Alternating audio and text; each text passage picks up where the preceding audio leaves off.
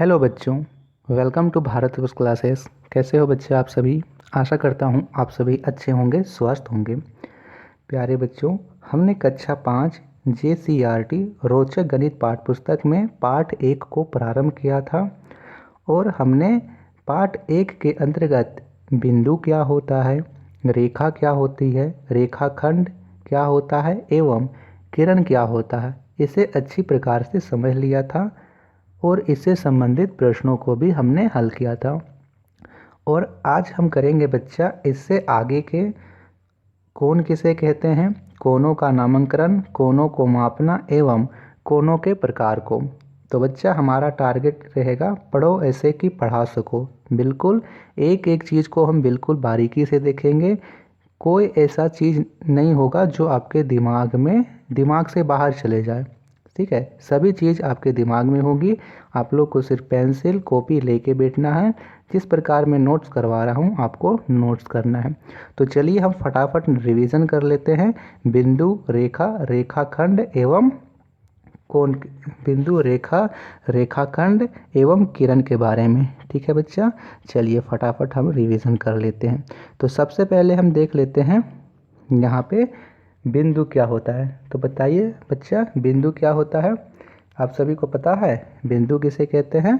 तो बिंदु के लिए मैंने आपको लिखवाया था जिसका ना तो लंबाई होता है, ना ही ऊंचाई होता है और ना ही चौड़ाई होता है। यानी आप एक पेंसिल से एक डॉट को ऐसे दबा दो तो यह क्या है, एक बिंदु है। इस चीज़ को मैंने लिखवाया भी है। ठीक है, दूसरा हमने पढ़ा था बच्चा रेखा।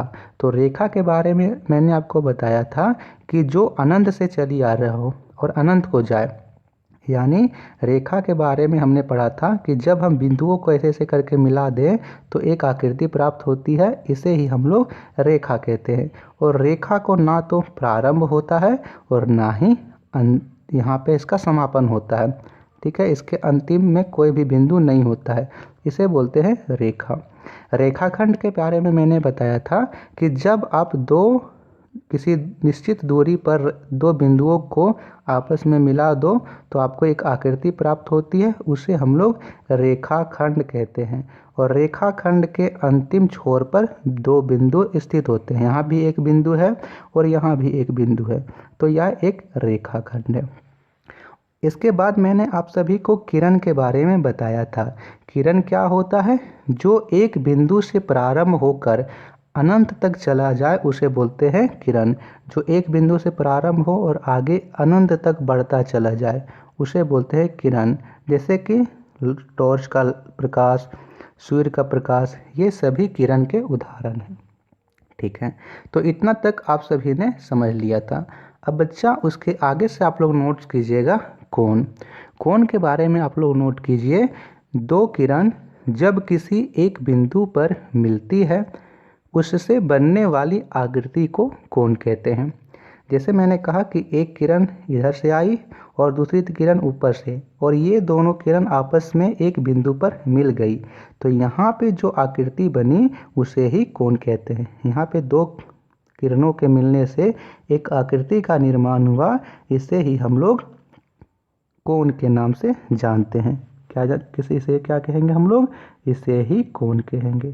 तो आप लोग इसमें ध्यान रखिए कि जब दो किरणें एक बिंदु पर मिलती है तो उससे बनने वाली आकृति को कोण कहते हैं। इतनी बात आपने नोट की। चलिए अब आगे आप लोग नोट्स कीजिए बच्चा कोण के प्रकार।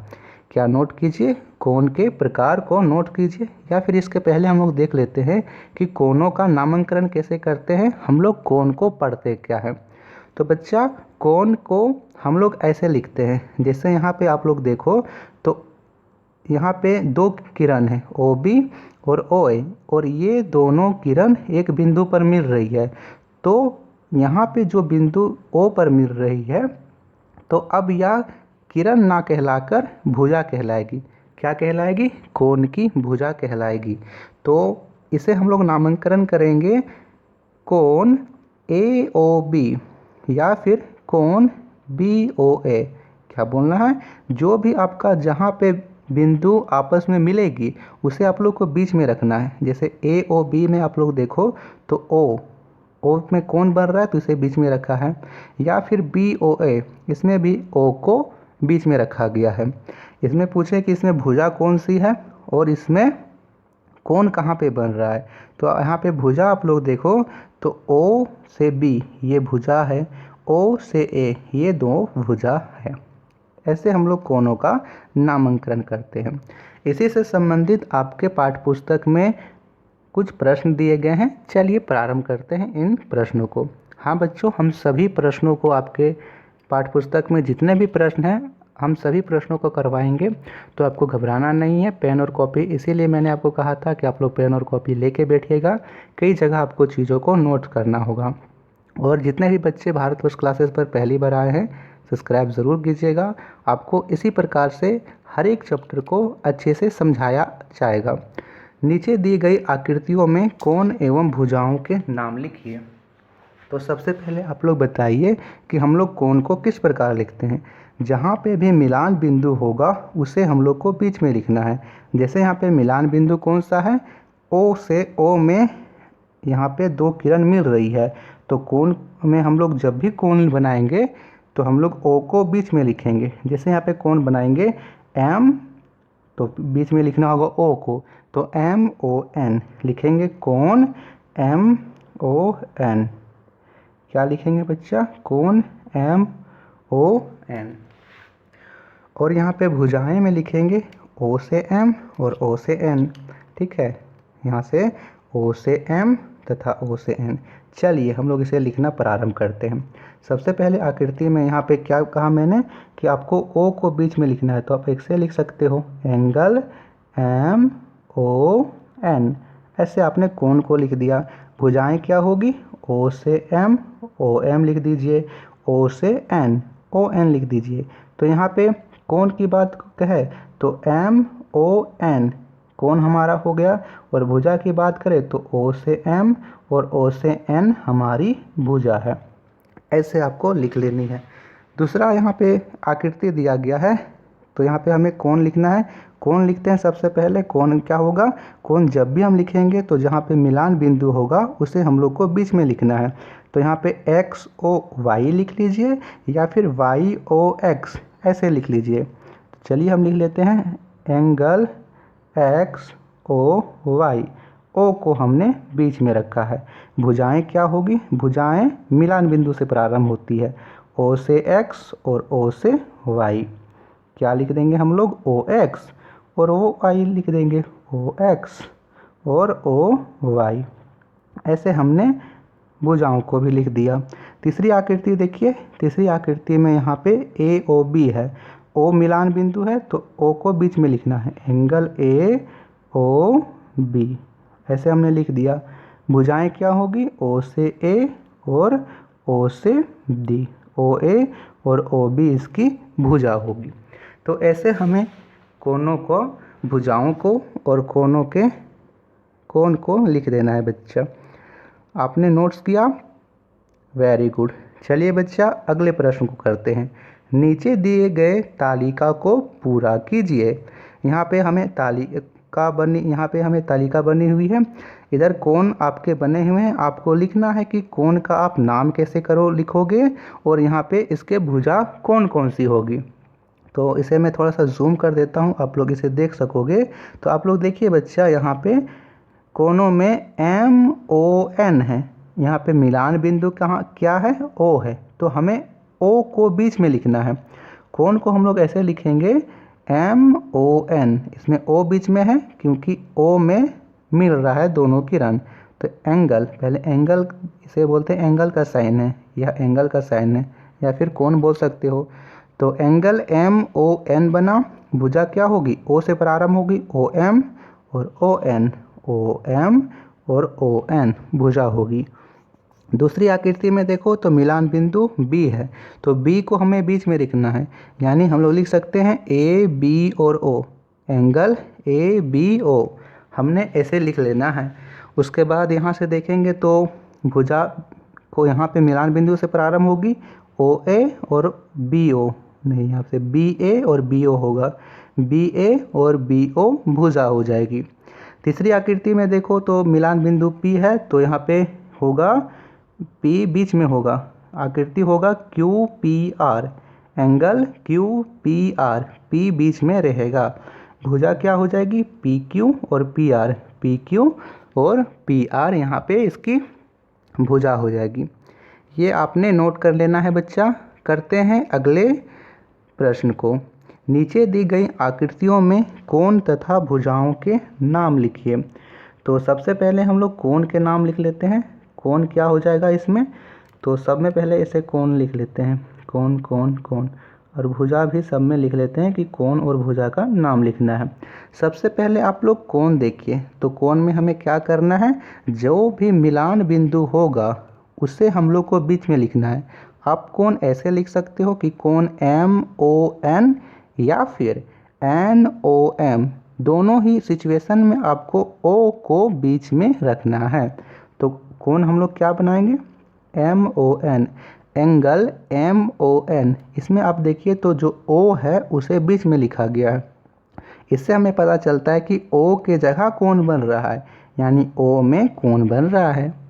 भुजा क्या हो जाएगी, OM और ON, OM और ON, ऐसे हमें भुजा बना लेनी है।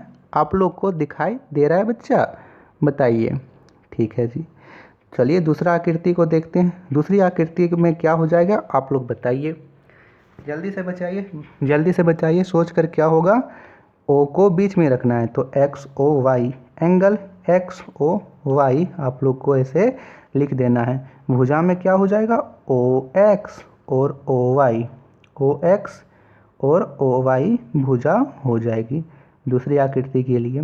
तीसरी आकृति में आप लोग देखो तो यहाँ पे क्या होगा, O को बीच में रखना है, तो AOB ऐसे लिख लेते हैं, एंगल AOB।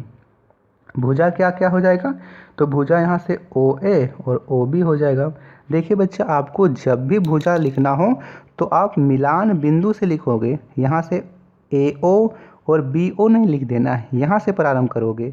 OA और OB भी भुजा लिखना है, तो OA और OB ऐसे भुजा लिख दीजिएगा। अगला आकृति यहाँ पे दिया हुआ है MON, ऐसे कौन बन जाएगा, एंगल MON, भुजा OM और ON हो जाएगा। ठीक है, अगला यहाँ पे दिया हुआ है तो XOY लिख लेंगे या फिर YOX जैसे भी लिख लेंगे। XOY एंगल हो जाएगा, भुजा क्या हो जाएगा, OX और OY यहाँ पे भुजा हो जाएगी। ठीक है, अगला यहाँ पे दिया हुआ है अंतिम में, तो AOB लिख लेते हैं। यहाँ पे एंगल AOB, भुजा हो जाएगी OA और OB। इस प्रकार हमने इन प्रश्नों को हल किया। बताइए बच्चा, आप में से किसी को इन प्रश्नों में डाउट है? डाउट होगा तो आप लोग अभी तक कमेंट्स कर सकते हो कि सर हमें इस प्रश्न में डाउट है। अगला प्रश्न हमें यहाँ पे चांद की सहायता से नीचे दिए गए कोणों को बनाइए। तो आपके ज्यामिति बॉक्स यानी ज्योमेट्री बॉक्स में एक चांद होगा जो कि इस प्रकार से होगा। इसमें आपको देखना है, हमें 90 डिग्री का बनाना है। तो पहले चांद को ऐसे निकाल लीजिए और चांद के नीचे से यहाँ पे ऐसे लाइन खींचिए। अब आप लोग चांद में देखिए कि 90 कहाँ पे है, 90 एकदम ऊपर में सीधा में होगा। तो 90 की सीधा में यहाँ पे एक तो बिंदु ऐसे दे दीजिए, दे दिया आपने बिंदु। अब चांद को हटा लीजिए, ऐसे चांद को हटा लेना है। अब आप देखोगे कि एक बिंदु प्राप्त हुआ। इसी बिंदु की सहायता से यहाँ पे एक सीधी लाइन खींच दीजिए। यह एक कोण बना और यह कोण जो है वो 90 डिग्री का होगा। ऐसे हमें 90 डिग्री लिख देना है। तो पहला हो गया। दूसरा यहाँ पे 60 डिग्री, तो फिर से चांद लीजिए, इसके नीचे से लाइन खींचिए। अब आप लोग देखिए यहाँ पे कि 60 कहाँ पे है। तो आप लोग ध्यान से देखोगे तो यहाँ पे 60 है। तो 60 के जगह एक बिंदु दीजिए और यहाँ पे भी एक बिंदु दे दीजिए ताकि दोनों को मिला सके, शून्य की जगह। अब चांद को हटाइए यहाँ से। अब देखिए यहाँ से आपको 60 की जगह हमने बिंदु दिया था, इससे एक सीधी रेखा यहाँ पे मिला देनी है और यहाँ लिख देनी है 60 डिग्री। यह कोण 60 डिग्री का है। इसी प्रकार से आपको 100 डिग्री, 30 डिग्री, 120, 45, 75 और 100 डिग्री का यहाँ पे कोण बना लेना है, जो कि बिल्कुल आसानी से आप चांद की सहायता से बना लोगे। ठीक है बच्चा, तो चलिए प्रारंभ कर, इसके बाद के प्रश्न को हम लोग करते हैं। उससे पहले आप लोग कुछ चीज़ नोट्स कीजिए। बताइए बच्चा, आप सभी को क्लास पसंद आ रही है? क्लास पसंद आ रही हो, चीज़ें पसंद आ रही हो तो वीडियो को लाइक करते चलिएगा बच्चा। इनसे उन आपके वीडियो के लाइक करने से हमें भी मोटिवेशन मिलेगा कि बच्चा चीज़ों को पसंद कर रहा है, हमें और विस्तार से समझाना है, एक एक चीज़ को और भी अच्छे से क्लियर करना है, इस चीज़ का मोटिवेशन हमें मिलता है।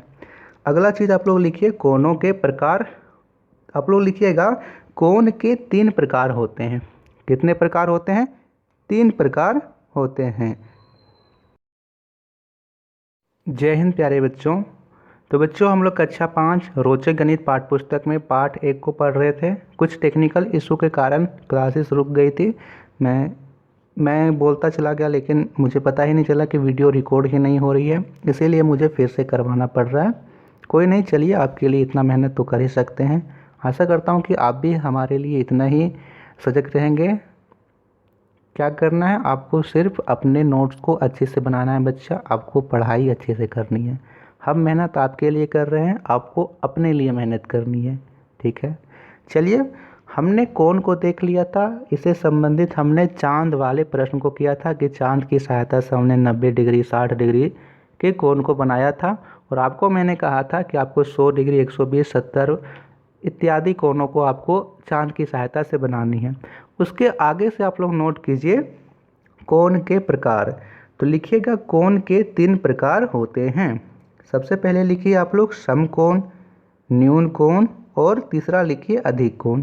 कितने प्रकार होते हैं? 3 प्रकार, समकोण, न्यून कोण, अधिक कोण। सबसे पहले आप लोग लिखिए यहाँ पे समकोण के बारे में।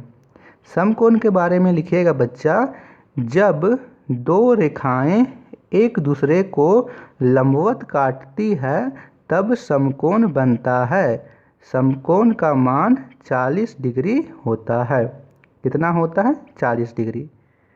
अब यहाँ पे देखिए, जब 2 रेखाएं, यहाँ से एक रेखा है और यह भी रेखा एक दूसरे को एकदम काट रही है, तो यहाँ पे जो कोण बनेगा वह 90 डिग्री का होगा।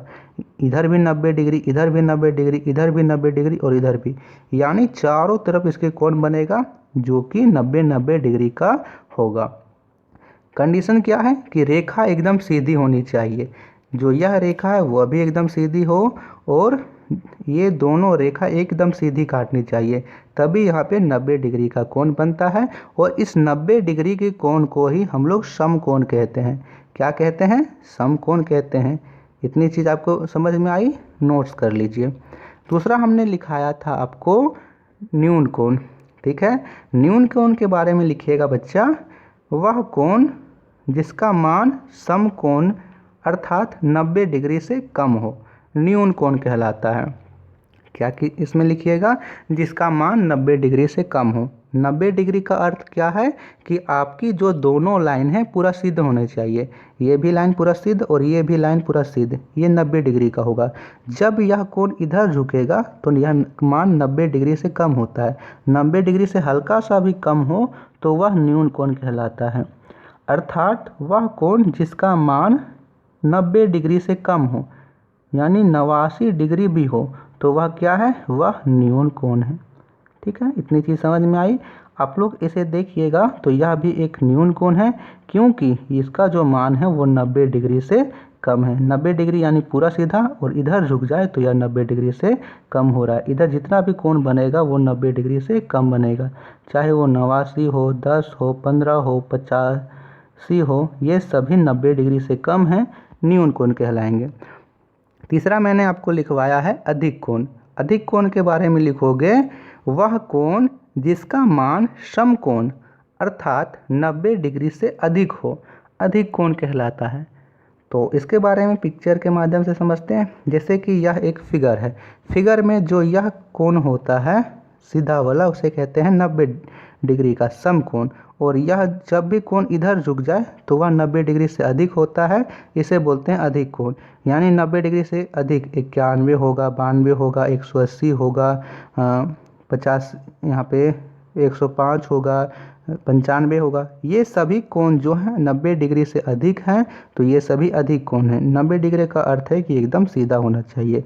तो इधर जब भी कोण बने तो वह होता है अधिक कोण, और इधर जब भी बनता है तो होता है न्यून कोण, और सीधा एकदम बने तो समकोण। चलिए, इसी से संबंधित आपके पाठ्य पुस्तक में प्रश्न दिए गए हैं, नोट्स करिएगा। जिन अक्षरों में समकोण दिखता है उसमें घेरा लगाइए। तो आप लोग ए देखिए, ए में 2 रेखा सीधी आनी चाहिए, तो यहाँ से कोई भी ऐसी नहीं है। बी में देखिए तो यहाँ पे जो बन रहा है, मैं इसे जूम कर देता हूँ, आप लोग देख लीजिए। तो यह देखिए यहाँ पर से एक आ रहा है और इधर भी एक आ रहा है, तो यहाँ पे जो कोण बनेगा वह एकदम 90 डिग्री का बनेगा, क्योंकि दोनों रेखा सीधी है, इधर वाला इधर भी।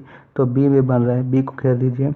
ई में भी आप लोग देखोगे तो यहाँ पे इधर और यहाँ पे ये दोनों सीधी रेखा सीधी है, हल्की सी भी झुकी नहीं है, तो ई में भी बन रहा है। एफ में भी बन रहा है, जब आप एफ को थोड़ा सा ऐसे घुमाओगे तो एफ में भी बन रहा है।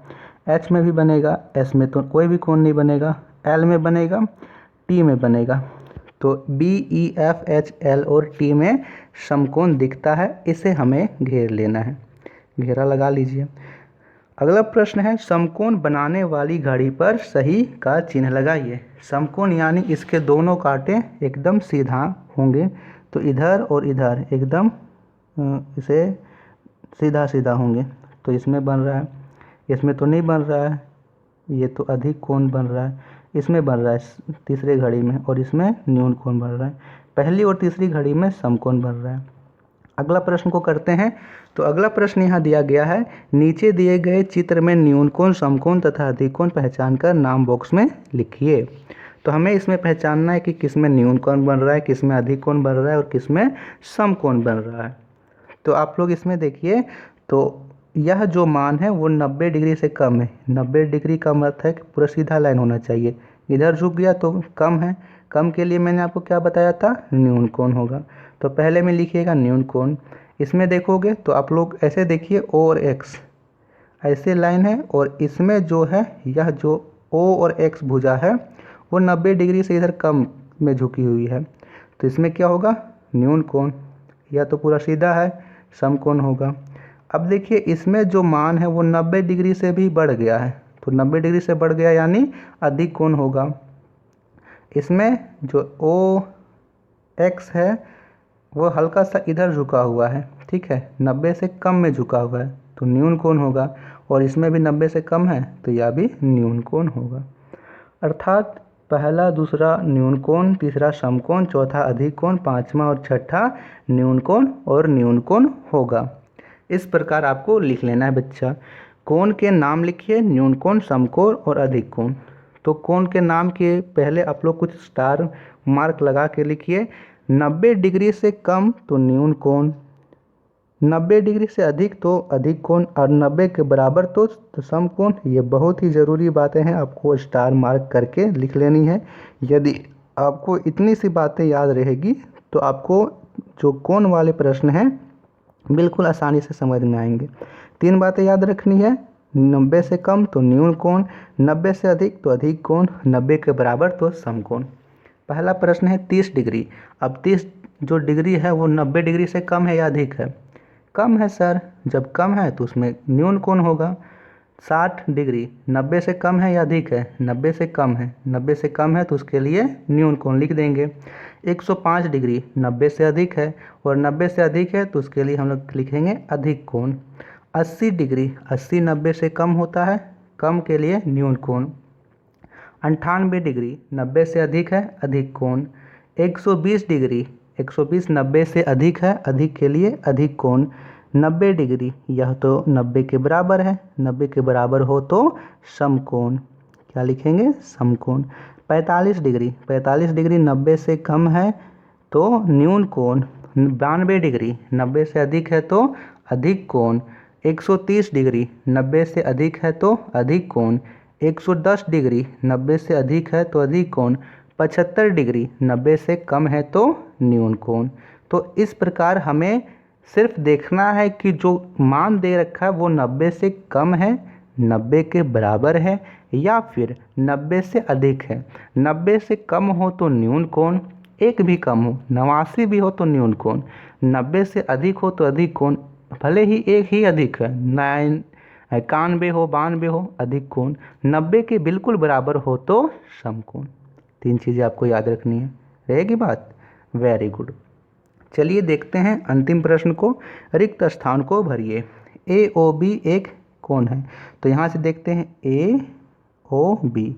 ऐसे आप लोग देखिए तो यह एक अधिक कोण है। सी ओ डी एक समकोण है। सी ओ डी, देखिए सी ओ डी समकोण है क्योंकि दोनों रेखा सीधी है। बी ओ डी, तो बी ओ और डी ये रेखा तो इसे आ गई इधर चली गई यानी अधिक कोण है। ई ओ डी, ई ओ और डी यह तो एक समकोण है, ठीक है। ए ओ और ई या तो न्यून कोण है, कम बन रहा है न्यून कोण। ए ओ सी यह तो अधिक हो गया तो अधिक कोण। इस प्रकार आप लोग लिख लीजिए अधिक कोण।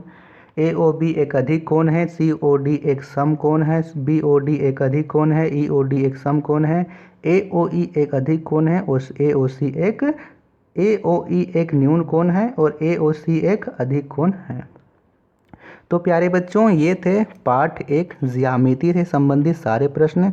आशा करता हूँ कि आप सभी को वीडियो पसंद आई हो और जितने भी बच्चों ने भारतवर्ष क्लासेस को सब्सक्राइब नहीं किया है सब्सक्राइब कर दीजिएगा बच्चा।